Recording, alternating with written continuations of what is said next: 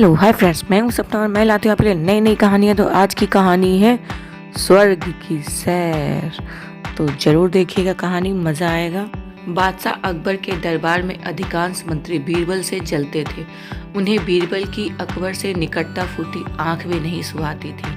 अकबर का बीरबल से अति विश्वास तथा हर बात पर बीरबल की राय को सर्वोपरि रखना, ये भी उन्हें बहुत खटकता था, क्योंकि वो जानते थे कि जब तक बीरबल रहेगा तब तक वह बादशाह अकबर की आंखों में प्रिय नहीं बन सकते हैं और वह उनका ही राय लेगा। इसी कारण से सभी दरबारी बीरबल से जलते थे।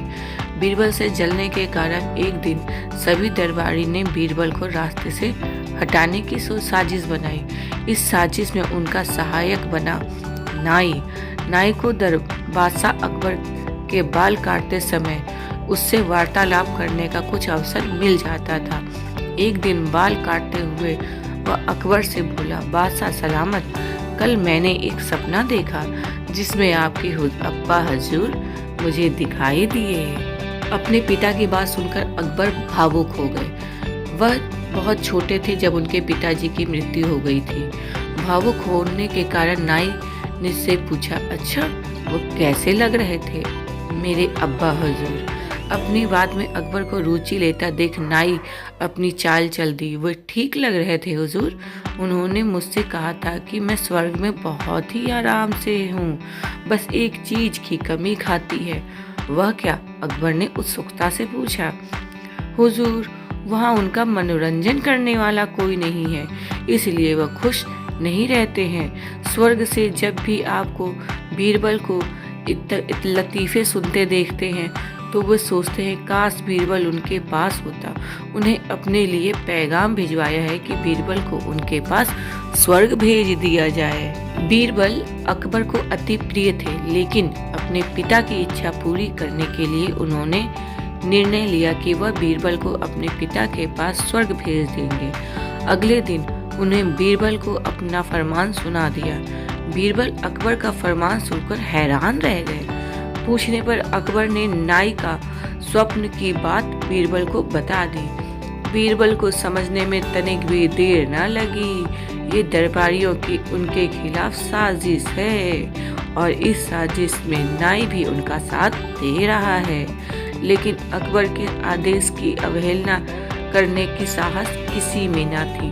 वह स्वर्ग जाने को पूरे तैयार हो गए, लेकिन उनके पास अपने परिवार के साथ समय व्यतीत करने के लिए उनसे कुछ दिन का समय मांग लिया।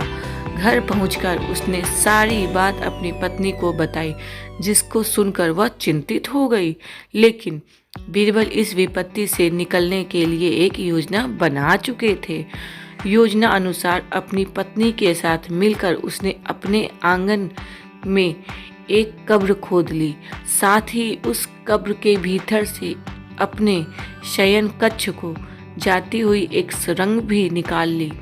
कुछ दिनों तक घर पर रहने के बाद बीरबल अकबर से मिला और बोला, जहाँ पना, अब मैं आपके पिता के पास स्वर्ग जाने को तैयार हूँ, किंतु आपसे मेरा निवेदन है कि मेरे परिवार की परंपरा अनुसार मुझे मेरे घर के आंगन में ही दफना दिया जाए। अकबर बीरबल की बात मान गए और उन्होंने उनके ही आंगन में कब्र बनी, उसमें उन्हें जिंदा दफना दिया। योजना अनुसार बीरबल कब्र से निकलकर सुरंग से होते हुए अपने घर में आ गए। उसके बाद 2 महीने तक वह घर में ही छुपा रहा। 2 महीने बाद वो अकबर के दरबार में पहुंचा। सारे दरबारी उससे देखकर हैरान रह गए। अकबर के बाल दाढ़ी सब बढ़ी हुई थी। वह बड़ा ही भयानक प्रतीत हो रहा था। उसे इस अवस्था में देखकर अपने सामने वह हैरान रह गए और बीरबल से पूछे, बीरबल, तुम वापस आ गए?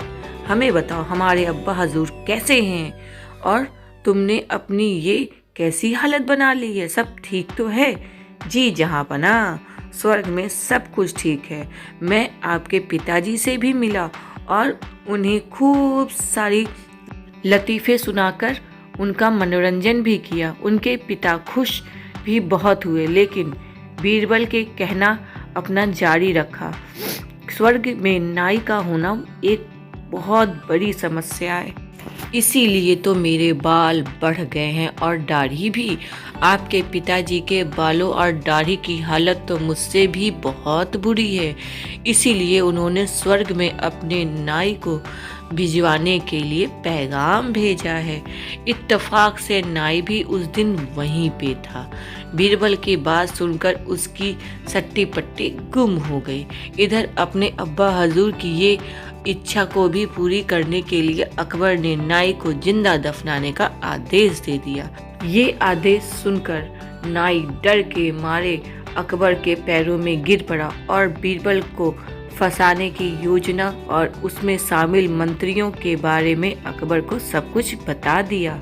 फिर क्या, साजिशकर्ताओं को उनकी साजिश की सजा मिली थी। अकबर ने उसे 50-50 कोड़े लगवाए और बीरबल को इनाम दिलवाया। तो कहानी कैसी लगी? मज़ा आया ना स्वर्ग जाने का मज़ा? तो कमेंट ज़रूर करिएगा, लाइक कमेंट शेयर सब्सक्राइब ज़रूर करिएगा। कहानी अच्छी लगी हो तो धन्यवाद।